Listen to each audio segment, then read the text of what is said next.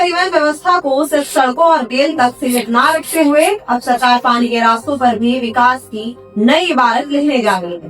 Budget भाषण के दौरान केंद्रीय वित्त मंत्री निर्मला सीतारमण ने जल परिवहन को लेकर एक अहम जानकारी दी है। वित्त मंत्री ने बताया कि आने वाले 5 वर्षों में देश में 20 नए जल मार्ग शुरू किए जाएंगे। इससे नदियों और जल मार्गों के जरिए माल और यात्री परिवहन को और अधिक मजबूत किया जाएगा।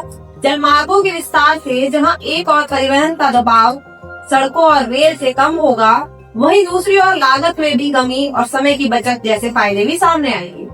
बजट भाषण में वित्त मंत्री ने ये भी बताया कि वाराणसी और पटना में जहाज मरम्मत की सुविधा स्थापित की जाएगी। इस कदम से अंदरूनी जल परिवहन से जुड़े जहाजों की देखरेख और मरम्मत अब स्थानीय स्तर पर संभव हो सकेंगे, जिससे संचालन और रखरखाव और आसान होगा।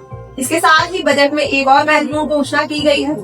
वित्त मंत्री ने बताया कि समुद्री विमान VGF योजना की शुरुआत की जाएगी। इस योजना के तहत समुद्री विमानों को बढ़ावा देने के लिए वायबिलिटी गैप फंडिंग यानी VGF की व्यवस्था की जाएगी, ताकि इस क्षेत्र में निवेश और संचालन को प्रोत्साहन मिल सके। जल मार्गों का विस्तार, जहाज मरम्मतों की सुविधा की स्थापना और समुद्री विमान योजना, ये सभी कदम देश की मल्टी मॉडल कनेक्टिविटी को और मजबूत करने की दिशा में एक अहम प्रयास माने जा रहे हैं। बजट 2026 में की गई ये घोषणाएं ये साफ संकेत देती है कि सरकार अब जल परिवहन को विकास के एक मजबूत माध्यम के रूप में आगे बढ़ाने की तैयारी कर रही है। अब देखना होगा कि आने वाले वर्षों में ये योजनाएं किस तरह देश की परिवहन व्यवस्था को नई दिशा और नई गति देती हैं।